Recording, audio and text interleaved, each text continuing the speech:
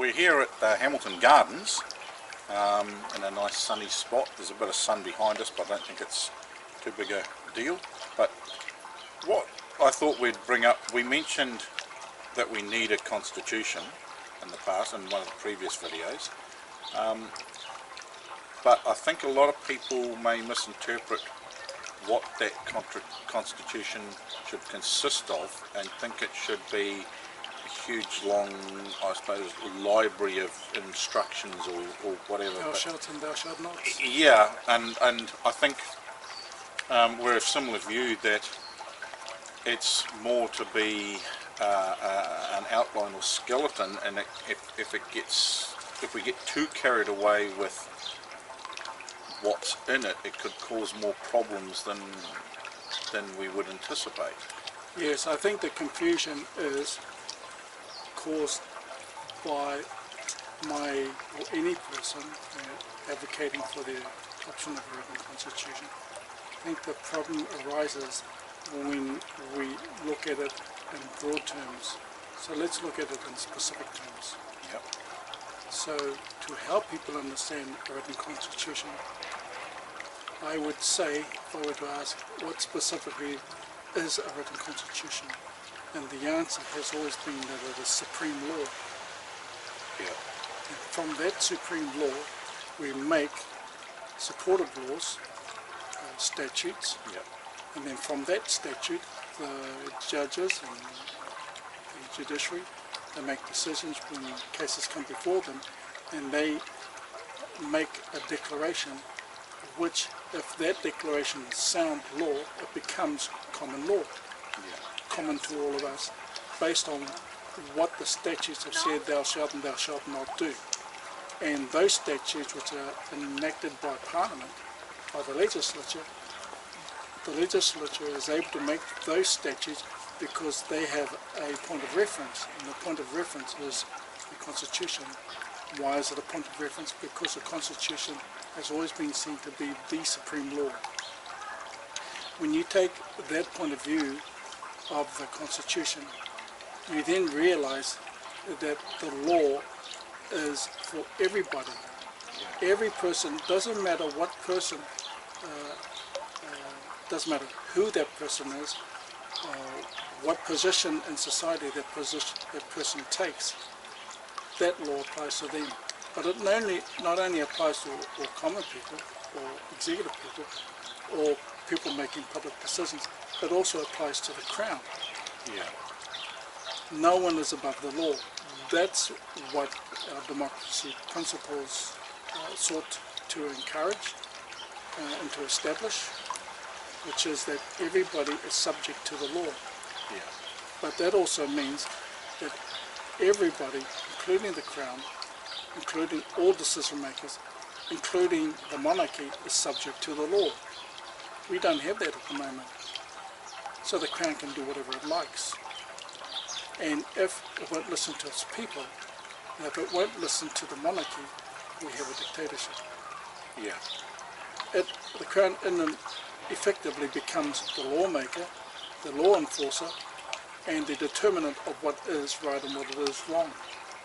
And that's absolutely wrong, and it could cause chaos and anarchy instead of creating order. Well, it can get completely out of control, and if people look at the history of Germany around Hitler's time, effectively Hitler got into Parliament, worked his way up to a given position. Once he got to a certain position, got rid of elections. He just stopped the existence of elections. And from there we get what happened afterwards. And a lot of that comes down to the fact that there was nothing to stop him doing that. Yes. In the case of, because if you get enough support from people and there is no overriding law to act as guidance to that, i.e. a constitution, then people can run away with the run away with the crown jewels, basically. They can run away with the freedoms and take it in a direction that you would never have anticipated, just purely because there is nothing to stop them. And it's almost like having a watchdog that's not an individual, because every time you have a watchdog, who watches the watchdog? Correct. Whereas if it's a constitution, you're not relying on someone to watch the constitution, because the constitution is what you test things against. Correct. And it doesn't need to be highly detailed from the point of view of, like, people think you've got to incorporate a lot of things that really fall into the category of law, when in actual fact it's more like a tree and its branches. You've got a trunk that supports the branches, and those branches only exist if they fit in with the trunk, if they're grown from the trunk. And I've heard a number of people suggest things that should be in the Constitution. You go, no, those are laws that would come into existence because a constitution, a properly written constitution, would allow those laws to come into existence. I take the view that a constitution is not a sum total of, but it has a lot of our natural values that we hold in common with one another, and a constitution is a natural follow-on effect of our natural laws. And so we would want to accept or adopt certain freedoms, for example, because we see them as being important and we've had them in the past, and we rely upon them, and we feel that we need them, so they naturally become incorporated in the Constitution. But we can go to the extreme, and when we do that, a Constitution, as instead of our friend, is our enemy. Instead of ensuring that we are protected from a dictatorship, it can of itself become a dictatorship. We have at the moment, because we don't have a written constitution, we have a democratic dictatorship. Every 3 years we democratically elect our dictators for the next 3 years. And That's wrong. the interesting thing, But the extreme is also wrong, right? and the interesting thing with this is that a constitution can't be written in such a way that it handicaps itself against the future. Because you look at the American Constitution, the way they wrote that, it's not a massively long document, but it pretty much covered everything. The one thing I don't think they foresaw is the stuff to do with the right to bear arms, because at the time I think they meant that to be able to defend yourself in a hostile environment, whereas the environment's not quite so hostile. That's gone to the extreme. No, they But- had another thought in mind, and that was to allow the people the right to bear arms against any tyrant, including its own government. So they did think it through.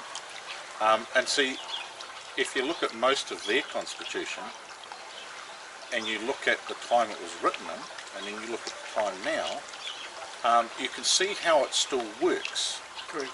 Never mind what people might say about different aspects of America and the American government, and mostly the legal system doesn't make sense to me. But It still works. if you look at the Constitution by itself, you can actually look at every single law or potential law you might want to dream up for yourself and go, no, that wouldn't work, because the Constitution wouldn't allow that.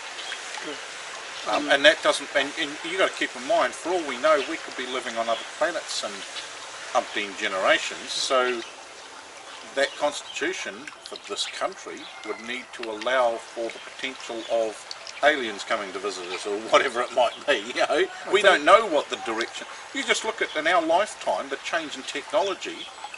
When I was born, cell phones didn't exist. Now look at what you got so much information on a handheld device. I do follow you, Lance. I believe what you're trying to point to is whether or not the Constitution will work for us over time. And you're referring to the flexibilityness of the Constitution. Now, when the American Constitution was drafted, it was George Washington that said that it cannot be too rigid, that it is incapable of assisting us and helping us in the future. He was of the opinion, when they had the debates, he was of the opinions that the Constitution should be reviewed every 7 years. So he had it in his mind that the Constitution ought to be flexible or capable of being amended to accommodate unforeseeable things that occur in the future. And I am in agreement with him. All of the academics, all of the leading political figures that have talked about whether or not they have a constitution over the last, I think since 2014, from memory. Yeah. Sir Geoffrey Palmer brought out a book in 2014, 2016, and talked about it. I think that is the point of reference that I take my discussions from and my communiques from, because that's when we started to talk about and think about the Constitution. But the objection that most of my colleagues and academic thinkers and political thinkers of the day are concerned about it is the adoption of a written constitution that is so rigid it won't work for us in the near future. Well, I'm in agreement with that. It needs to be flexible. And I think that concept of reviewing it every 7 years, I think that's a good idea. It's actually quite an interesting one because 7 years is a common number in a lot of areas. If you look at certain parts of Bible and things like that, it talks about the concept of renewing every 7 years. And scientists have discovered that, some time back, that pretty much our cells in our body are replaced, most of them, every 7 years. So it makes sense to follow through with at least a rethink of a constitution it's not completely throwing it out and starting from scratch, it's just making sure it's still fit for purpose. Correct. So there are a couple of things. We've got laws on the books at the moment that are not fit for purpose, that have been around since my father was a kid. Yeah. So in summary, we can say several things about a constitution that we would most likely agree on, and most likely most academics would agree on. One, the constitution is supreme law. We measure the decisions, the quality of our political decisions based on that. Two, it needs to be flexible, so it can be adapted to meet our needs and time. Three, it should not be so comprehensive that it becomes a dictatorship in and of itself. So anything else to do with the Constitution, if we want to know more about that, it requires everybody in New Zealand to actually take responsibility for being informed, taking the time to inform one another. But I keep saying, I believe I said it in another clip, that almost every country in the world except 3, not including Canada, and I think there is a Middle Eastern country that doesn't have a written constitution, 5, but definitely 3, New Zealand and the UK and Israel. I said it before, either everybody else is wrong and we absolutely got it right, or we're wrong and everybody else got it right. The statistics suggest that we're in the wrong. So that's all I had to say about that. I felt that this video needed to be done again and to ask ourselves the question, what are the limits of the Constitution? Thanks for that. Thanks for that. Thanks for the time, and at least hopefully that will have cleared a few things up for people so that they're a little bit more informed, and also most importantly are informed enough to think about informing themselves further with research and thought and discussion, because this is going to eventually at some point become an important issue. We can't just say it's not going to happen. It will happen eventually at some point. I'm pretty sure of that, because if it's not us now, it could be someone else in 10 years, 20 years time that comes along and actually brings the discussion up again. I believe some reporter said that in the UK they've had about 890 odd years of not having a written constitution. Their Brexit experience has caused them to reconsider whether or not they ought to have a written constitution. New Zealand I believe that's a debate that we should have more at a public level. But I really can't see how we cannot have one if we're starting to go from a bicultural society to a multicultural society. We're going to have problems in the very near future once our population expands. And I think the more people are aware of the concept, the more people are going to understand that it is something that's essential, and eventually demand or strongly suggest that we need to start looking at it, because it's something that's going to take a long time to put into place anyway. So the sooner it's thought about and discussed, the better. Question of time. Most of the countries that have been in civil war, as soon as the civil war was settled, they immediately wrote a written constitution. Here in New Zealand, we take our natural time, right? So it might take us 890 years. The question is it timely for us to consider that right now? And I think it is, given some of the experiences that have occurred in Christchurch. No disrespect intended, and I apologise if I cause offence. But it means now we have to look at the issue of life. How important is life? Should the protection of life being thought about more? Should it be